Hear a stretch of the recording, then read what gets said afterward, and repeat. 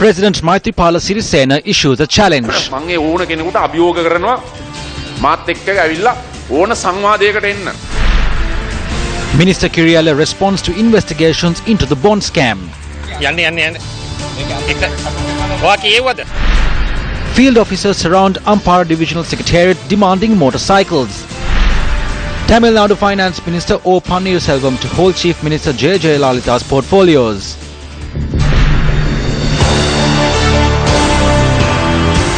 We're coming to you live and direct from the Newsfirst Centre here in Colombo. A very good evening and welcome to Primetime News. I am Mahina Bongzo. Good evening, I'm Shah and Rampati. We start off tonight's bulletin with a look at our top story.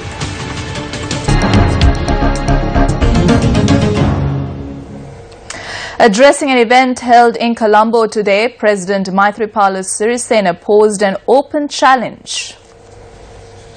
The country went in for an election because the government was finding it difficult to face the resolutions which were being put forward by the United Nations Human Rights Council. The government was feeling a sense of uneasiness because the people of the country as well as the armed forces were dissatisfied with the government. I will say this clearly. I challenge anyone to debate with me on this topic. I will clarify this. As a person who was in that government, I know what the internal discussions were. The ceremony to award the Satviru Sun in the housing and land deeds to disabled and retired servicemen of the Tri-Forces and the Civil Security Department was held in Colombo today under the auspices of the President. As the Minister of Defence and the President, I express great displeasure and contempt over the fact that 3 former commanders were taken to court. If there is an issue concerning the Ministry of Defence and the Avantgarde Company, there is a way of investigating it. As the country's President and the Chief Executive of the existing Constitution, the heads of these units have a responsibility to keep the President informed of all matters. Independent commissions can argue that it is not necessary for the Defence Minister to be kept informed. Just as the Constitutional Council appoints commissioners, the Executive, the President, has been vested with the powers of appointing its directors and secretaries for the need of taking all matters related to the management of a government and its functions into consideration. I must say clearly that when the former Navy commanders were taken to court by the Commission to investigate allegations of bribery or corruption, many people spoke about it to gain political mileage. Even the former President did so. I very openly say to the people of this country, I did not become President of this country to make calls to court, nor to poke my fingers into independent commissions. I held a special meeting with the Prime Minister and Cabinet Ministers last evening. I made it clear that if the CID, FCID and the Bribery Commission are working according to a political agenda, then I too will have to take certain decisions. It was revealed during the Cabinet media briefing held today that the current governor of the central bank will be issuing a statement on the central bank bond scam in the next few days. Charges have been levelled that the government suffered extensive losses due to actions related to the 2015 February and 2016 March bond issuance. Civil activists charge that the primary dealer, Perpetual Treasuries, which is allegedly owned by Arjuna Aloysius, the son-in-law of former central bank governor Arjuna Mahendran, earned an extraordinary profit through this. Meanwhile, many views are being expressed on a leaked central bank internal report on Perpetual Treasuries. COPE is conducting an investigation on the central bank. This report will be released soon. The central bank will also provide an explanation in the next few days. The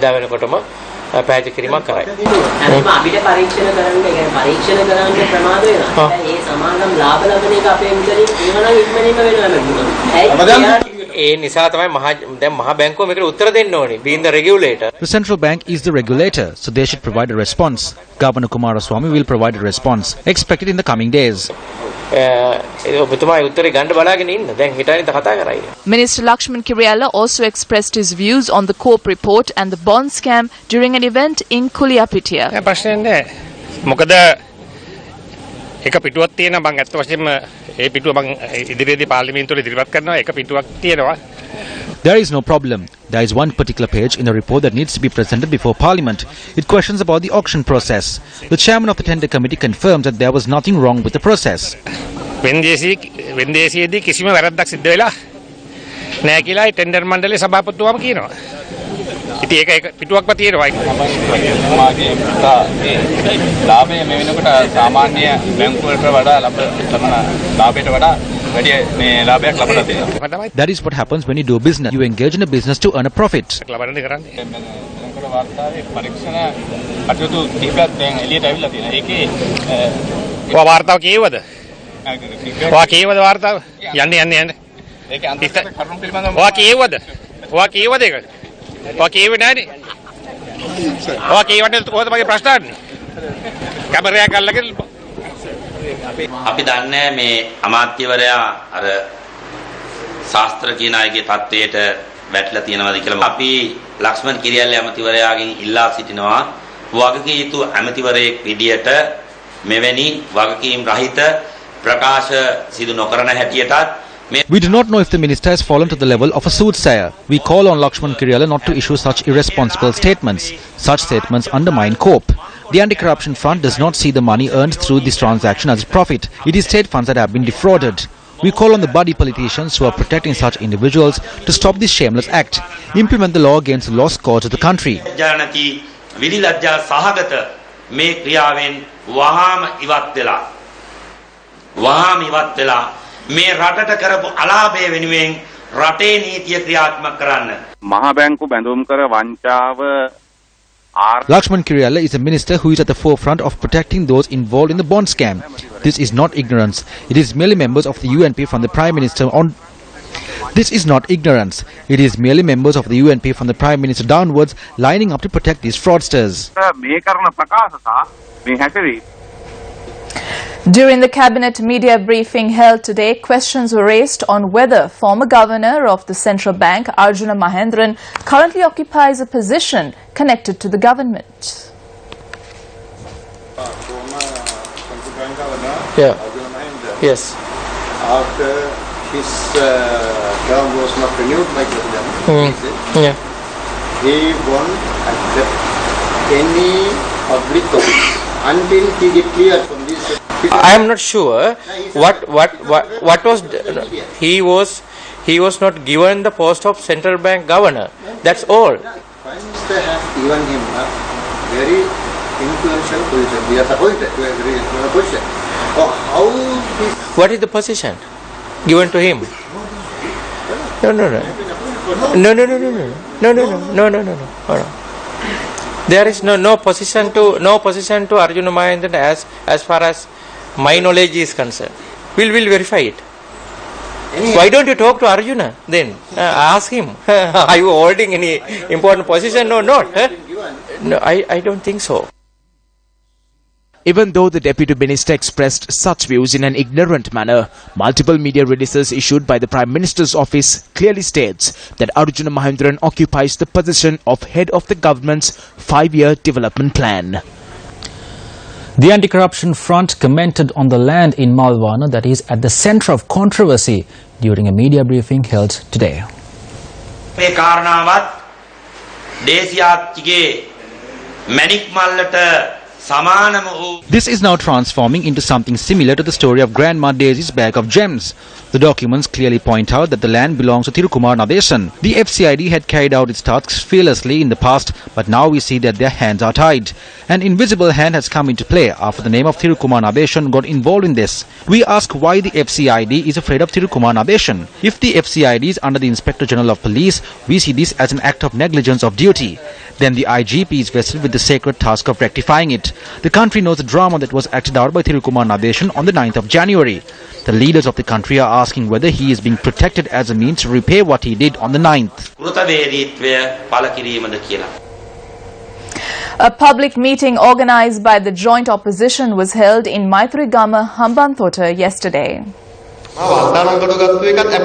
The individual who arrested me was released on bail 2 to 3 weeks before in connection to a murder. It seems like he is a worse thief than I am. Now the other problem I have is the IGP announced his number, didn't he? Now before that, IGP should look into how such an individual with many cases against him was appointed the police FCID. There are also persons attached to the FCID who have complaints on fraud and corruption. Some have been imprisoned. We will not mention any names. We will release the names at the right time, but not today. Leader of the National Unity Front, Azad Saleh, convened a media briefing in Colombo today. I asked how Gotabaya Rajapaksa got the opportunity to visit China for the summit. Nobody has the answer for it. We cannot let him to go there to represent Sri Lanka. We should tell them about all the complaints and court cases against the Rajapaksa family. We should also tell them that inviting the Rajapaksas to another country is a crime. The two leaders should always remember that their lives are in danger. They will realize this only when things come out in the open. We tell them constantly, but nobody pays attention. The schools in Badula that were reopened today following their temporary closure due to the fire that erupted at the Badula garbage dump were unable to resume regular activities as the majority of the students were absent. Now, parents of these students charged that the fumes emitted by the garbage dump have spread to the vicinity of the schools. 5 schools in the Badula educational zone were temporarily closed yesterday owing to the fire that erupted at the Badula garbage dump.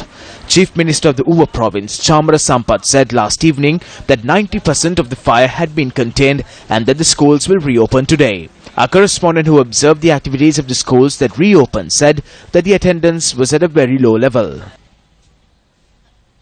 The children did not come to school because of the smoke and the lingering smell. We brought our children to school, but as the fire has not yet been doused, we took our children back home. Although the spread of the fire at the Badula garbage dump has been contained, it continues to release fumes that have engulfed the surrounding area.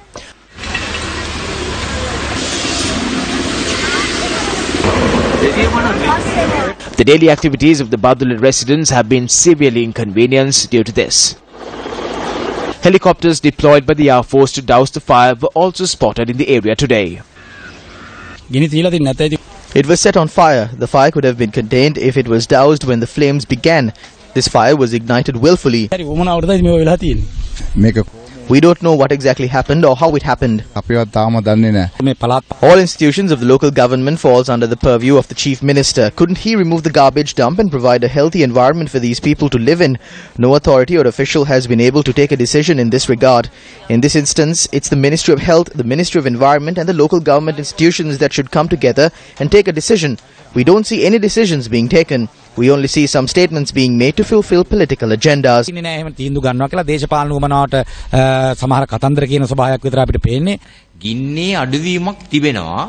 The flames have reduced, but the fumes have not yet receded. It's not our duty to start pointing fingers at the government or the local governing bodies.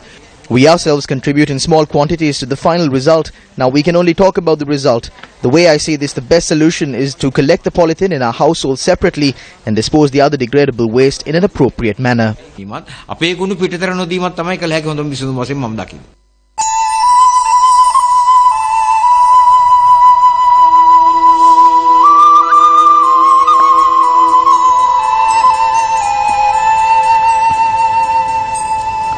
With over 600,000 people affected by the severe drought in the country, a religious ceremony was held today in line with the Gammat the 100-day initiative to invoke the blessings of the gods. The Gammat the 100-day initiative. With the people, for the people. The villagers of the Kumbukwava in Padaviya joined hands with the Gammat the 100-day initiative to pray for rain to engage in agricultural activities. A project to provide these same villagers with clean drinking water also commenced today. A number of villages in the area, which is home to over 200 families, suffer from chronic kidney disease. The Sri Lankan Navy and the Presidential Task Force on Prevention of Chronic Kidney Disease also joined the Gammat the 100-day initiative in this endeavour.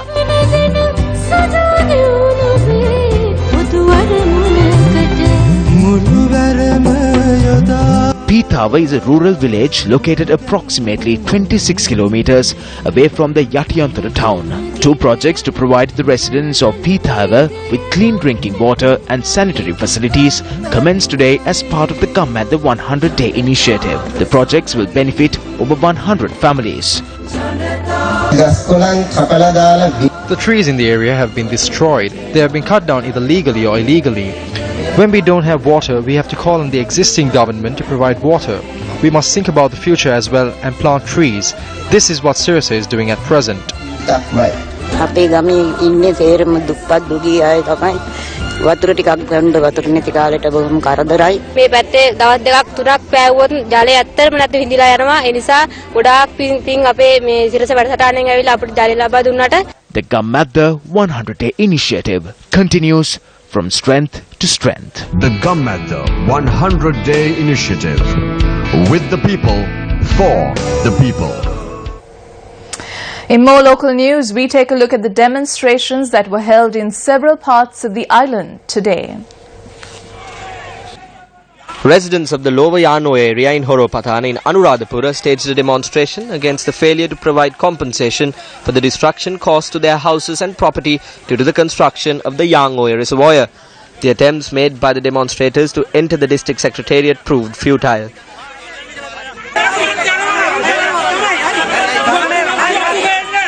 The demonstrators then converged opposite the DS Sinanayak roundabout and continued the protest by obstructing the road. They dispersed following a promise made by the additional district secretary to arrange a meeting with the responsible authorities before the 21st of this month.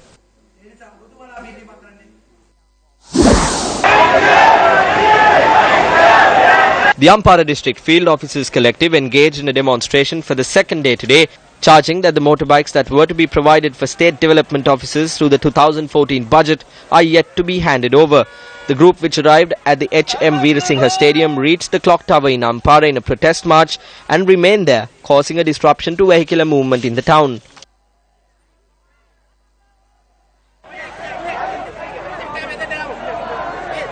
A heated situation ensued when the demonstrators entered the Ampara district secretariat.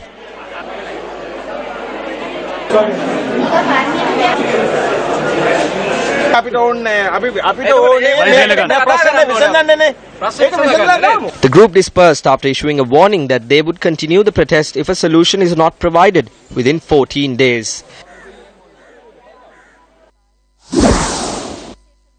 Volunteer teachers in Batticaloa and Ampara districts recommenced their protest opposite the Ministry of Education in Battaramulla, demanding permanent positions. 5 of the protesters were granted a meeting with the Secretary to the Ministry of Education. The Ministry Secretary promised the group that a cabinet paper containing a proposal to grant them permanent positions will be tabled by December this year. The protesters dispersed following the meeting. Addressing the opening session of the World Export Development Forum 2016 at the BMICH in Colombo today, Prime Minister Ranil Wickremesinghe stressed on the importance of trade agreements to make Sri Lanka's export competitive and secure better market access.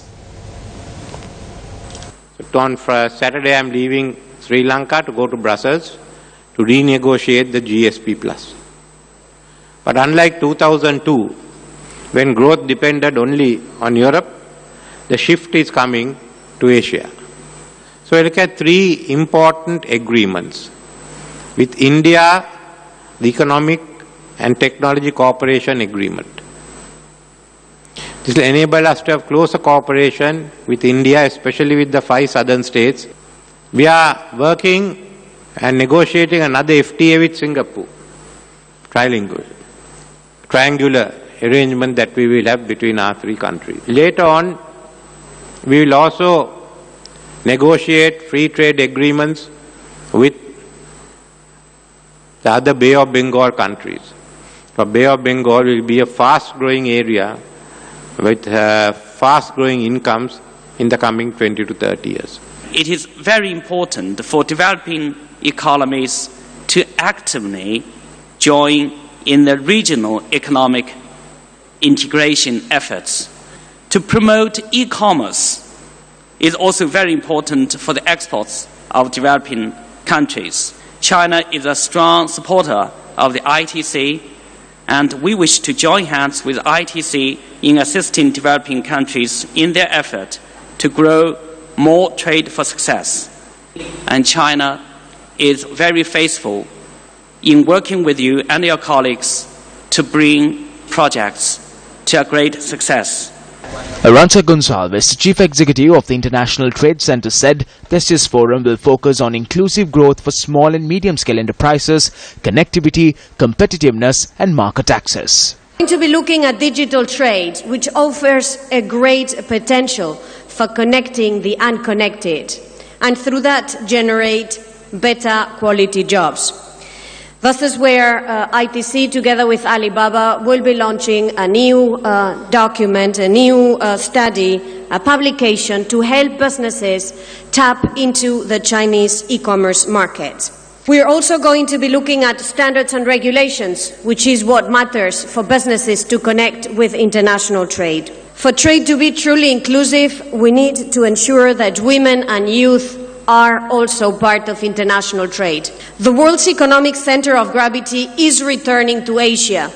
By 2030, an estimated 2/3 of the global middle classes will be here in Asia. But we need to ensure everybody shares in this process. The heart of Indian Ocean maritime routes, Sri Lanka is strategically located between today's growth poles in the East and South Asia and tomorrow's growth poles in Africa. Sri Lanka cannot miss this opportunity to return to its rightful place in the trading routes.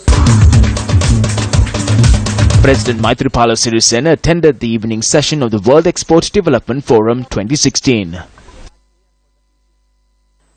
A new trade policy is being formulated, which focuses on reducing the anti-export bias in our policies. Para-tariffs are being reviewed, and the central bank will manage the exchange rate flexibility while avoiding high volatility. If you look at the South Asian countries in the SAARC, Sri Lanka is far behind others in working out duty-free or preferential market access to other countries. Newsfirst came across a village in Dehiyata Kandia which meets its water requirements from a waterhole. Persisting drought, which has now affected over 600,000 people in the country, has forced many to walk for miles in search of water. Around 2,000 families in Dehiyata Kandia are left destitute as they have no means of searching for water. Around 600 families in Hewahata, Kandy usually obtain their water from a tube well located in Anuragama. However, due to the drought, this water source has completely dried up.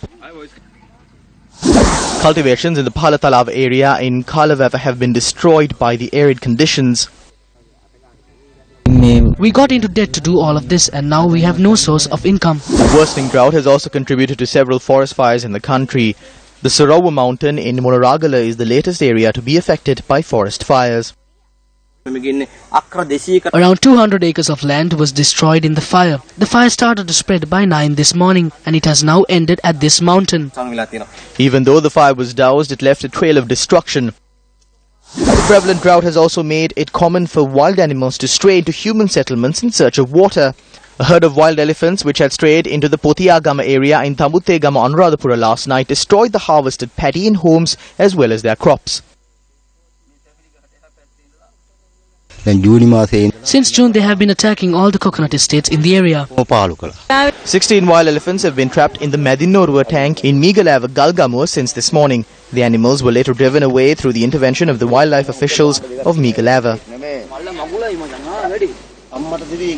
Meanwhile, 2 wild elephants and 2 elephant calves that have been drowning in the Kudavava in Kakirava were rescued through the efforts of wildlife officials and civil security officers.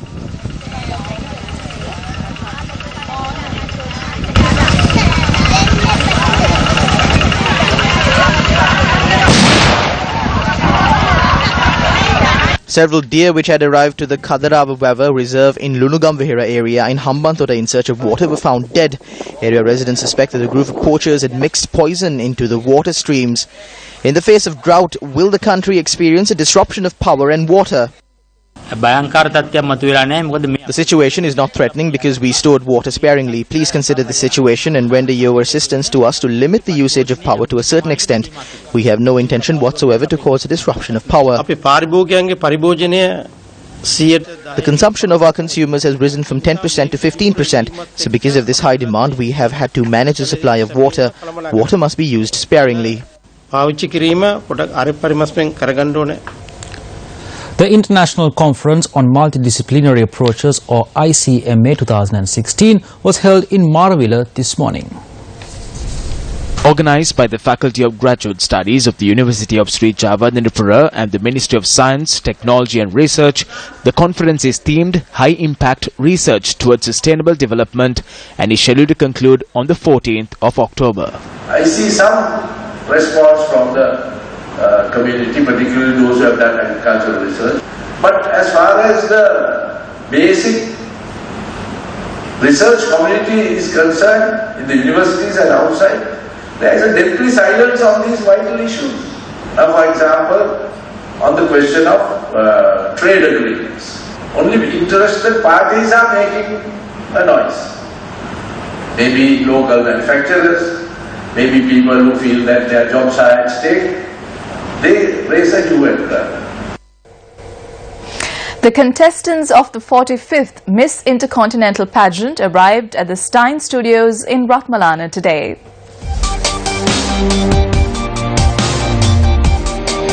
The contestants of Miss Intercontinental, who have been visiting several iconic landmarks of the island over the past few days, arrived at the Stein Studios to commence their first rehearsal for the upcoming event.